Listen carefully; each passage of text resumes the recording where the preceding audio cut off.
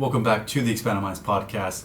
Today, I have a special guest with me, and his name is Kidane. Now, Kidane is an elite performance coach, as well as a former player for Texas A&M, as well as a draft pick for the Kansas City Chiefs. Now, Kidane, as an elite performance coach, dedicates his work to bringing out the hunter in men, a mindset developed and forged in fire from all his years and hard work dedicated to the sport of football. His approach focuses on helping people master their mindset, their body, as well as he teaches people how to operate at their peak level. So in today's episode, we will be discussing identity, transformation, and the journey of Kidane as he made his way through the sport of football and has now become an elite performance coach.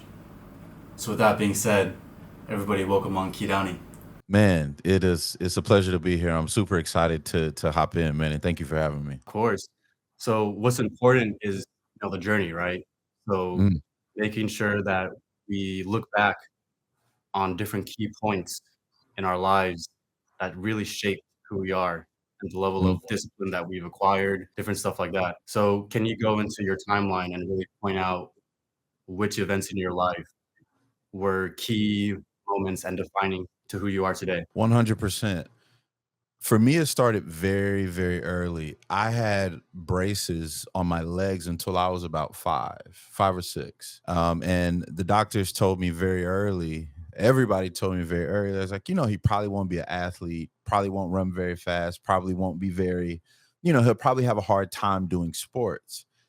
And my best friend, my next door neighbor, was my next door neighbor, probably to this day, one of the most physically gifted people I've ever met. And, he went on to play in the NBA and, so like really gifted, not just a guy that like did kind of good here and there, like 1%, top 1% of 1%. And so because we were best friends, I my goal was to always keep up with him. And I knew I was starting behind the 8 ball physically. But that's one of the first moments that kind of hardened me mentally because in my mind I had decided that I was going to be just like him or just as good or just as fast or jump just as high or dribble the ball just as well or catch the ball just as well, even though I had been given this diagnosis or whatever that based on what you have going on you shouldn't be able to do these things. That was one of my first defining moments very, very early. um After that I ended up being a pretty successful athlete, man. I was raised by a single Actually mom, me. actually, before going to that, Mhm. I think it's important to state, like, how you mentioned trying to be like someone else, right? So maybe we can pause Yes. at this moment in your timeline where that's, like, something that really made you think, 'cause, like, before you weren't thinking about how you're trying to copy someone's standard and achieve it. So why do you think we as men tend to identify with other people's achievements rather than trying to achieve stuff for our I own think selves? 100%. I think that's a great question. And I think foundationally, we have to get our standard from somewhere, right? Whether it be another male figure, a friend, somewhere out, but we have to find something that we can latch onto, even if we say it comes from our self, our own standard, what we want. It still has to come from being observed from somewhere else, right? And I think for me, I didn't have that self feeling because I was raised by a single mom. And I think a lot of times, at least my perspective is you get a lot of sense of that self, at least a boy does at a young age from his father, from watching his father and interacting with his father and just seeing how his father moves about. Right. I didn't have that. So I looked outward to other places, to other men and tried to find a way to deem myself as valuable or good enough or cool or whatever you want to label it at that age. And because I was surrounded by athletes, that's what was valuable. That's what young boys were getting attention for at that time was being strong, being fast, being athletic. That's what I chose to attach myself to because I wanted that same validation. I wanted that same attention. But I think we go outward because at a young age, you don't know how to go inward yet, or what that really means. I think it takes a lot of growth to get to that point, to have self awareness, to say, I want these things because I see everybody else has them, not necessarily because I truly want these things. I think it takes a level of maturity to get there. No, definitely. So now, I mean, you're an athlete, Texas A&M, so that's great stuff. And I mean, you have to mature, playing at that level, right? So I mean, you could maybe if you can go into like how'd you even get to Texas A&M and all Yeah, that kind of yeah, stuff, yeah. that'd be great, man. Yeah, so, played football and ran track in high school and did really, really well. And I was actually committed to Florida State before I decommitted, and committed to A&M because I did 2 sports. I ran track and played football in college. And when my mom found out that that's what I was gonna do and I would be in Florida, I would have never came home. 'Cause like, anybody that's watching this that's an athlete that played in college, you know that it is a full-time job almost year round, no matter what sport you're in, right? So if I'm doing 2 sports, I might have came home a couple days out of the year. And my mom was like, "That's too far for you to, like, not come home," right? And College Station, Texas is maybe an hour and a half from Houston, so still far away enough for me to do my own thing, but, close enough to where if I needed to come home, I could come home same day. So that's how I got to Texas A&M. Now, my experience at Texas A&M was really interesting because I started off very immature, just like most 18-year-old kids, or at that time. I think kids now tend to be a lot more mature at the age of than I was. When I was 18, I was still really angry. I was confused. I didn't know who I was. Everything for me was uh, my value as a human was based on my sports performance. So if I didn't perform well, I didn't like myself as a person, right? If I did perform well, I love myself. So long story short, I ended up getting kicked off of the track team because I got into a fight. And it was like I ended up fighting somebody on the track team, but it was in front of all the recruits. It was like this big visit weekend where it was in front of parents. It was in front. It was, dude, it was horrible. I was so Yeah, the embarrassed. track team has a lot of drama sometimes. Oh man, it was horrible. It was awful. It was Yeah. terrible. It I was bet. awful. So Oh, can continue to play football, and that's when I really started to uh become aware of this idea of like, who do you want to be, not necessarily what do you want to do, but as a person, like, who do you want to be? And those are two different things. And I think a lot of people don't know that there's a difference between what you do and who you are. And that's when I started to get in touch with the identity thing, in terms of, oh, I identify myself as an athlete. And it's like, well, no, that's not your identity. That's what you do. But if it can be taken from you, that's not your identity. Nobody can take your identity from you. So I really had to sit and think about, who are you? Not what you do, but who are you? So man, it was so much. I could tell stories about college for days, man, but it was such an I know. eye-opening experience, man. No, so your first year, right? And how was it used? How did you get used to playing with your team? Like, who Mm? were the key people in your team that you think really helped push you, helped you stay consistent? Like, what is Yeah, what is like your first year like? yeah. So my first year was super challenging. It was very, very hard because you come in as an athlete. And if you're going to a program like that, big D1 school, you were at the top of the totem pole in high school, right? That's why they got you. But when you get to these big programs, most of the time when you come in, you're back at the bottom of the totem pole. You're a freshman all over again. Yeah, yeah, So, Fred.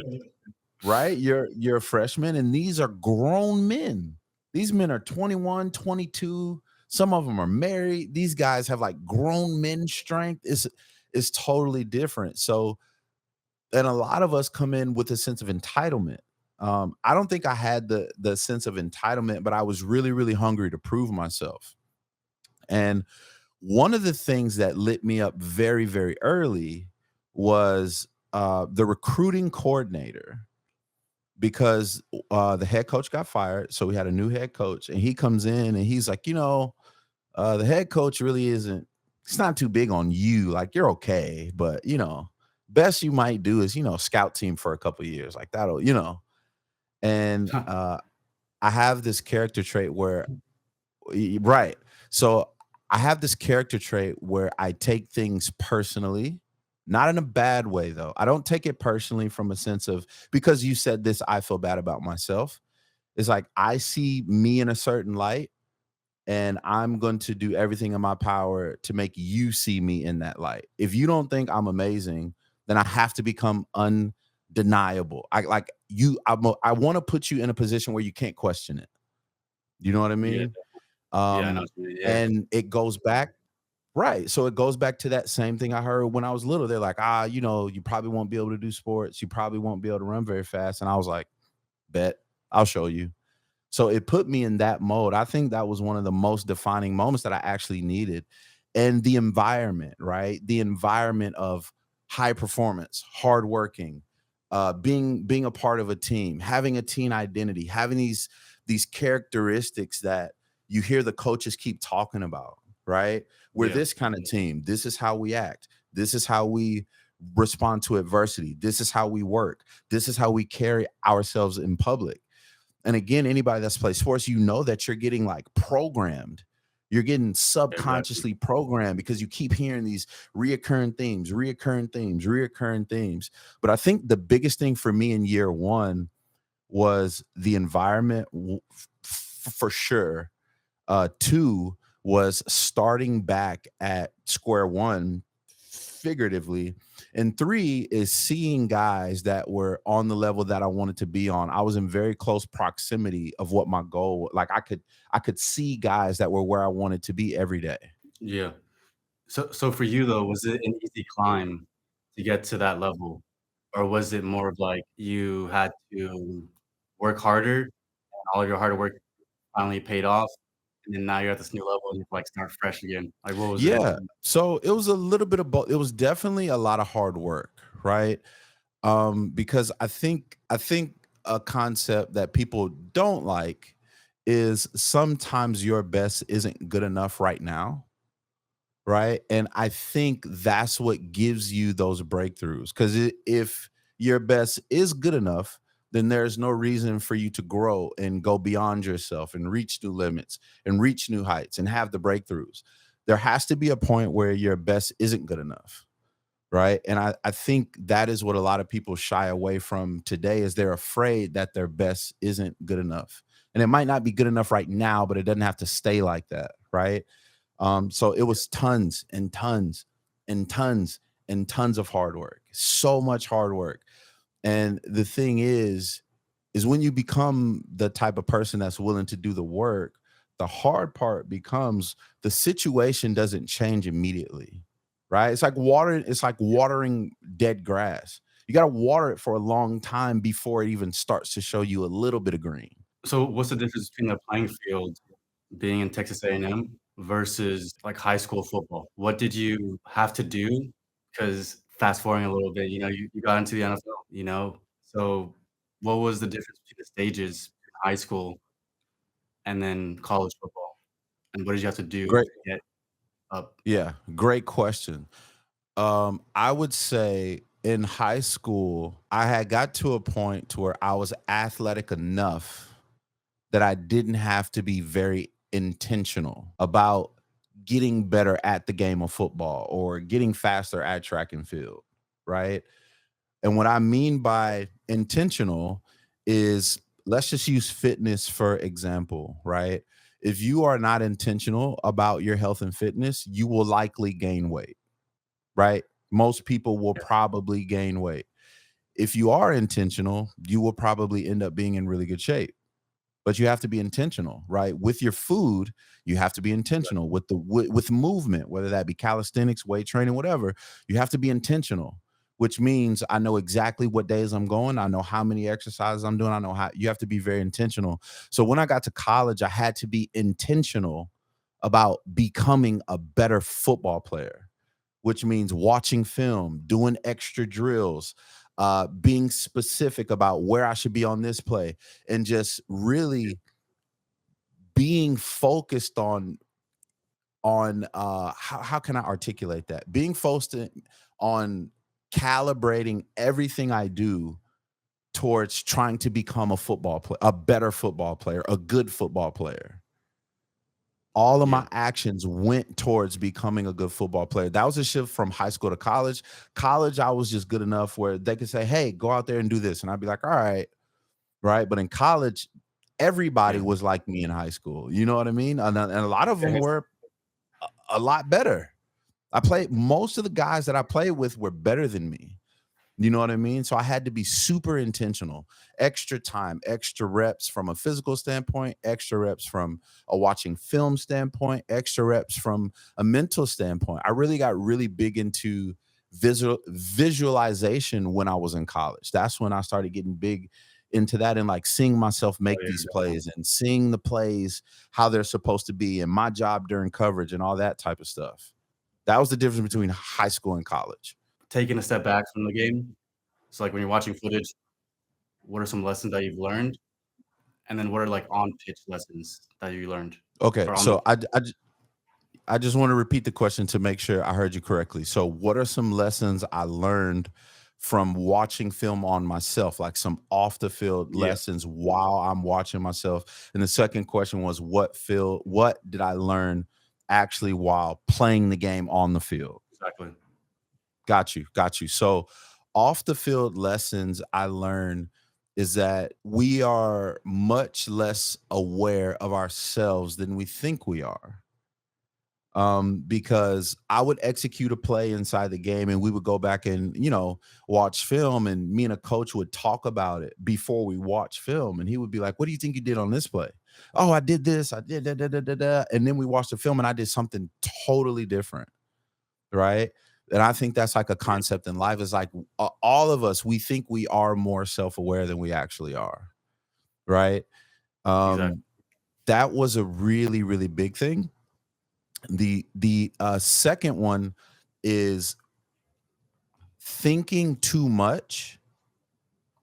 Not, and this is not just for sports, but in anything. Thinking too much will stop you from making a play, right?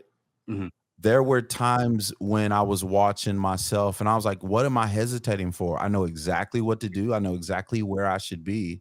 But it's just that split second of hesitating that can make you miss the opportunity. So it's like you have to react, you have to go.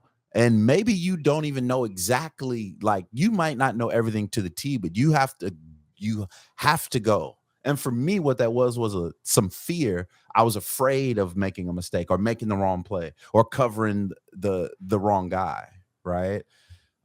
So that was Exactly. the thing that I dealt with was a lot of hesitation and fear. Now on the field, I realized that instinct is a superpower, right? Because it took me a long time to get to the point to where I didn't have to. It's not that I'm not thinking, but I've seen this so many times in my mind that it's instinctual, it's habitual now. As soon as I see two jump out wide, I'm gone, right? So one is you don't want to be you don't want to overanalyze anything. You want to have instincts, right? And two is a lot of people say life is a marathon. I tend to think life is a bunch of Fine. sprints. I think it's a bunch of little sprints, right? I think of Mhm. life as right. So a perfect example is our coach would say, we don't have a 12-game season. We have a 1-game season every week, right? So Yeah, give me everything you have for this 7 days. Then we'll talk about the next 7 days. Do you know what I mean? So, right? intensity. Right. And that's very much like football. Football is you have this short spurt of all your intensity, all your energy for maybe 10 seconds, and then you stop and you have to, good or bad, Yeah, you got to forget about it. Next play. And then you got to do it again. Everything you got, everything you got, everything you got, everything you got, stop. Right? Yeah, exactly. So right. So that's one of the things I learned on the field is like uh I really like the idea of controlled aggression, right? Yeah. Uh that's something that I really tend to live by now. No, exactly. Like someone described it as like, or at least in terms of any professional career that you're in, um, you go through periods of a gathering season where you gather information, data. In football, it's like the plays, the routes, Mhm, nutrition, all the like everything has to do with your body and it's about the game. And then there's also you just go all in. So there's the gathering season, and then there's like the all in season. So once mhm, you get all the information, just go.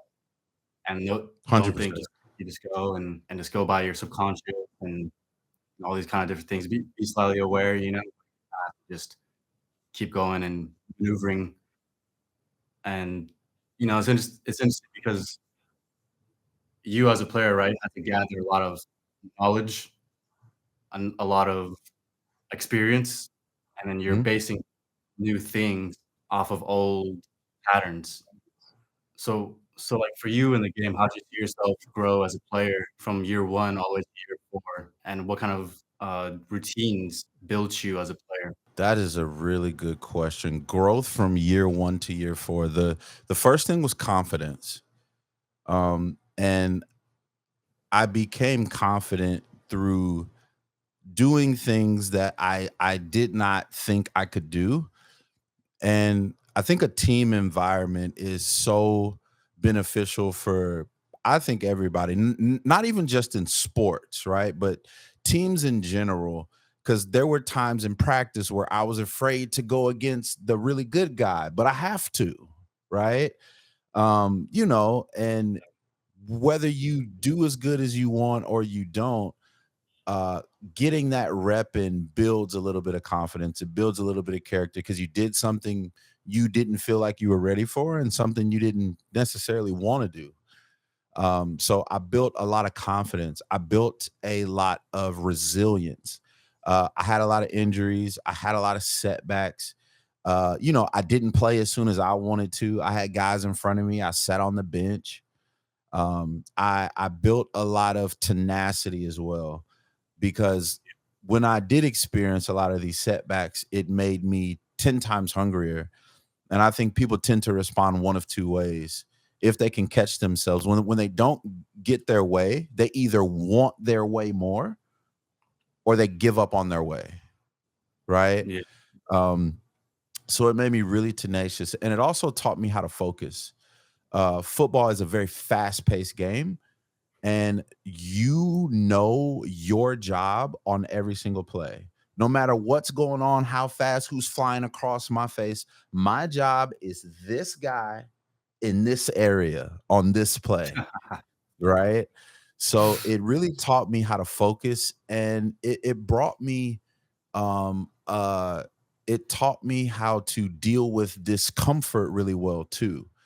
A lot of the dude to this day, physically the hardest things I've ever done were in college from like a workout perspective. Oh my god. I look back on some of the stuff like these some of these coaches should have went to jail. They were out there trying I to bet. trying to they were out there trying to take us out, man. And but it's looking back on experiences like that, saying if I can do that, dude, there's not a whole lot I can't do. So it gave me an unbelievably high tolerance for discomfort that I still lean on now. Huge things, man. So your first question is how did I grow as a person from year 1 to year 4, and then there was a second part to it. Yeah, yeah, so, like, what were some of the routines and structures that you built from year Mhm. 1? And then, as you start to go, like, maybe what were some routines that kinda started to help you grow more and more? Yeah, yeah. So to be honest with you, man, year 1 I didn't have any routines.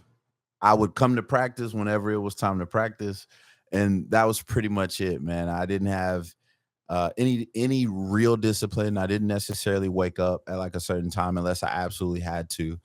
But again, because I had those examples of guys that were performing the way I wanted to perform on the level I wanted to perform at, I saw what they were doing and they had routines.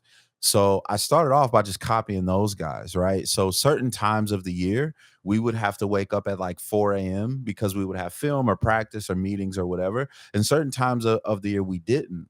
But I noticed these guys would wake up at 4:30 like year round. I was like, okay, I'm doing that. And if it wasn't in season, I would use that time to either go work out or I would go watch film or I would go and do drills. It was one of those three for every day of the week. And I would take like Saturday and Sunday off. So the first thing was waking up early. That became a routine for me. That's still a thing for me now. I can pretty much wake up anytime before about 9 or 10. I wake up at 5 every day. That was and again, I'm not saying you have to wake up early to be a productive person or whatever. That's just one of the routines that I've found to help me out. Um, the Another routine that I got into the habit of is journaling. I actually really, really enjoy journaling. Uh, in the beginning when I was young and I was 18 and I was like super cool, I thought it was kind of dumb or whatever, you know but Yeah. then I started going through things and somebody was like, just try it, and if you think it's stupid, then don't worry about it. Yeah, And I don't worry.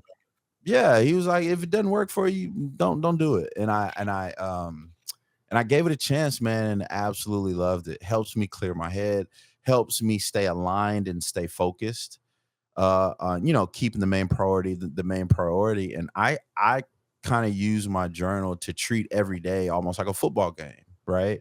So at the end of the day, I review my film, right, with my journal, and I look at what got done, what didn't get done, how I moved about the day, the schedule I had, did I adhere to it? If I didn't, what happened? What can I do to put myself in a better position to adhere to it tomorrow? So those are the big two for me was getting up early. I made that a staple, and journaling was really, really huge for me. No, definitely, like, that you get you probably get more self-awareness doing that, Oh, just kind of one hearing. 100%. Yeah, you're probably way more clear and alert. That clarity you probably get from, like, writing stuff down. No, that's pretty cool. And we gotta go over greatest plays. We gotta go over, like, maybe stuff that on the field that happened that you look back on and you're proud of. So what Oh, were some of those man. moments? I would have to say my first tackle in a game, because I played defense, right? So it was my sophomore year, my freshman year, I didn't play, right? So my sophomore year, man, I got my first shot. It was my first play ever on Kyle Field. That's the name of the field in Texas A&M. It was my first time stepping on a game field during a game. And we were playing Texas Tech, man. And I had a really good week of practice, man. I was going so hard. I just wanted one shot. I just wanted one shot. And so we were up by a good amount. And coach, his name was Coach Mack. He grabs me and he says, "Hey, man, I'm gonna give you one shot. Don't mess it up." And I'm thinking in my head, like, what are the odds of me getting a tackle? Like, you're only giving me one play. Like, what are the odds? You know what I Yeah, mean? Everything has to go just perfect for me to get a tackle on this play.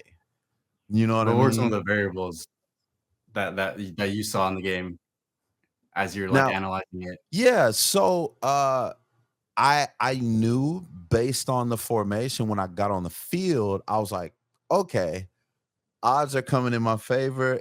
So I was a safety, right? And Yeah, I was a free safety. And at this time, Texas Tech really liked to run the ball in onto the weak side of the field, right? And as a free safety, that is what side of the field you're on. You're on the weak side, right? And they really liked to get the running back man on man, one on one with the safety. They wanted to move everybody out. Everybody is either blocked or washed inside, right? yeah. Um, and they want it to be a one-on-one match because they think the running back can make him miss. They can, he'll shake him and he'll be gone. So, but that's in a certain formation. So I saw the strength and I was like, okay, 1 out of 3 chance here. And then I Yeah. saw right, and then I saw him set up, and he was to the strong side, but it was this thing they did where you knew like it was set up to the strong side, but somebody was going to motion your way. And he started the That's gonna go motion, hard. and I was like, 2 out of 3 is really high. This Oh is, shit. it's getting pretty crazy. Um, and so when he motions, I have to roll down in the box because if they bring an extra guy, we have to bring an extra guy, right? And I'm the extra guy Yeah. on the weak side. So he motions, I roll down, and they say hut, and I look, and they hand him the ball, and he looks right at me, and I said, "Oh God." Did he let you know? Was it like he let you know, or was it just a Man, we locked eyes immediately because he knew that oh I had shit? him, and he knew that it was just me and him. Everybody else was blocked. It was me and him. So long story short, man, I ran up, and my first play was a tackle for loss, which is a really good thing to do on your very first college play ever, man. So it was awesome, dude. Yeah, yeah. I got up, jumped in the air, and celebrated. All my teammates celebrated with me. And it wasn't just like a lean over tackle. Like I picked him up off his feet and like drove him into the Yeah. ground. It was awesome, dude. Oh my God. I still No, remember yeah. that to this day, man. No, that's great. What were the tunnel moments like for you? At least You for said the Texas tunnel? A&M, like yeah, like when you guys came out the tunnel, like what was going through your head through like whenever you'd come out the tunnels? Man, it is one of the most indescribable feelings to be in that tunnel and feel the rumble of 100,000 people that are there to see you. They know your name, they know where you're from, they know what your major is, they know what position you play. And that's when I first started to realize that like rituals are real, triggers are real, all that stuff, because everybody had their own little thing that they would do in their warm up or turn on a certain song or do a certain whatever. And my thing was when I got in the tunnel, I would just like sit down for like 3 seconds. I just wanted just to like tune everything. Like I would close my eyes and I would just like feel the energy in the stadium. Yeah, It's yeah. I mean, it gives me goosebumps now, dude. It was like it's such an electrifying feeling that I can't describe, man. Like you never what football players miss, what athletes miss about sports after is that feeling. It's not necessarily throwing the football or making the tackle. It's that feeling you get when the switch flips. And for me, that was in the tunnel, going through the tunnel, hearing the drums, hearing the music, and hearing people roaring. Oh, dude, it's crazy. It's wild. Yeah, yeah. What was your favorite game in terms of like you thought everything went well, Mm, what you applied in training mm. went exactly to plan, and you felt satisfied after that game? Great question, man. So I have two favorite games, one for selfish reasons and another for unselfish reasons. My favorite game because I performed the best was my senior year against Auburn. I pretty much made every tackle I was supposed to make. I didn't miss any tackles. I made really good plays. I was sharp. I was fast. I was strong. I was throwing guys off me. I was just in the zone is what they would call. You have those moments where it's just like you can't miss, right? You know what I mean? It was one Yeah, no of shit. those moments. And that was also the last game that my mom got to watch me play because my mom passed after that, right? So it was so Mhm. weird how my best performance was on the last game that she got to watch me play. So that was really, really Yeah. special for me.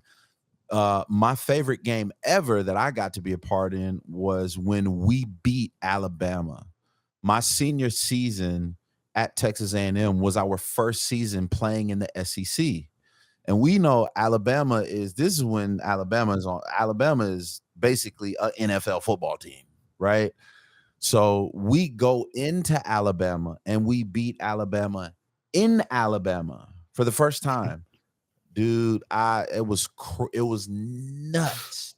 Nuts. Those are my two favorite games though, for sure. No, you're talking about like during the game, after the game, everything nuts, like fucking everything's just Man, crazy. Everyone, dude, when we were playing Alabama, it was so loud that we could be standing right next to each other and couldn't hear each other talk. It was that loud. Like you couldn't hear anything. You couldn't hear anything. It was so loud. And normally, uh the way it works is when we travel for a game, after the game, you get dressed as fast as you can and you're on a plane like right back to College Station. But we took so long in the locker room because we were celebrating for so long that dude, we didn't end up getting back to College Station till like 5 in the morning because we were just oh in the shit, locker lit. room going nuts. Not like clubs and bars, just a bunch of dudes in a locker room with their pads still on, like going absolutely insane. It's such a beautiful thing, man. No, yeah, I bet like especially coming back home too. Did everyone on campus like Oh, was they it the were same waiting for energy us. like locker room? Oh my Everyone god. just felt the same way. The entire city was waiting for us when we got back. And we were like, "Oh Yeah. man, it's 4 in the morning and like nobody will probably be there." The entire city of College Station, Texas was waiting for us when we got back. Oh, dude, it was amazing. Dude, Oh yeah, you felt like Michael Jordan. Like it was nuts. yeah. It was Shoot, awesome, man. I saw you met Kobe actually. I did meet Kobe I saw Bryant, you have a picture man. with him. Yeah. I did meet That's Kobe great. Bryant, man. Kobe Bryant was he was a very personable guy. Like a lot I know the image he portrays as an athlete is almost like a monster, right? Like the Black Yeah, Mamba. You know what I Mamba. mean? Yeah, dude. And I'm a huge Kobe fan. I've always loved Kobe, but in person, dude, he's calm, cool, collective, very personable. And he asked me questions about me. He's like, "Oh, like where are you from? What do you do?" You know, like very, very Yeah. engaged, not just like, "Yeah, I'm gonna shake your hand and whatever." Very engaged guy, very nice guy. Yeah, to be at that level of discipline, like, I think at a certain point you just chill out. Like, you're Yeah. not worried about anything really, 'cause, Mhm. I mean, you you can switch it on, you know what I mean? Right. You're just chilling. Yeah. For No, sure, so dude. that's cool. So Alabama, once you experience your greatest moments in college football, Mhm. at what moment does it start to fade away from you? And, like, what is that transition period like from being, you know, at that level, going into the NFL, Mhm. and then experiencing what you experienced? I I was changed forever after my mom passed, right? So that something big like that really gives you it shakes your entire perspective about everything, right? And it really puts into perspective like what matters and what doesn't. So I can look back on those moments now and be like, man, that was a great moment. That was awesome. Like we had a great time. But if you ask me like how much it means in the grand scheme of life now, like not that much, you know? Like nobody's gonna remember that football game. Nobody talks about it anymore. Those tackles I made, nobody cares about them. You know what I mean? Um, so for me, after my mom passed was when I really started to get a different perspective on like what mattered and what didn't. These things are cool and I'm grateful to have the experiences, but in terms of the grand scheme of life, like what matters, those things just started to seem not to matter to me anymore. And when you get to the point to where you understand that you can't play sports for forever, at some point you have to have a conversation with yourself, whether that conversation is forced on you because the sport pushes you out or because you choose to stop playing. you still have to have a conversation at some point, like, what now? And when the question becomes what now, the first thing you think is, dang, it's over. None of that really mattered. Like, it built me. I had some great experiences, but unless you're somebody like Tom Brady or LeBron James or Steph Curry, like, you have to, that's almost like the high school of life. Now you're about to go into real life, right? Um, Exactly. right? Because you've been sheltered for so long. You've been babied for so long. You've been coddled for so long. You don't know anything about the real world. And when you start to learn about the real world, you get beat up pretty quick because no, you don't know anything. You've been playing sports. You know what I mean? So I would Yeah. say that that moment when you realize that, okay, like, I am no longer an athlete, is when the relevance of those things starts to drop. It's not that it disappears and you forget about them, but when you realize that this thing is over, it's like, okay, well, I have to move on, and I don't want my peak to be behind me. If my peak is behind me, then that means I'm not growing. Yeah, no, You it's you, real. you know what I Yeah, mean? yeah. So What you mean? yeah.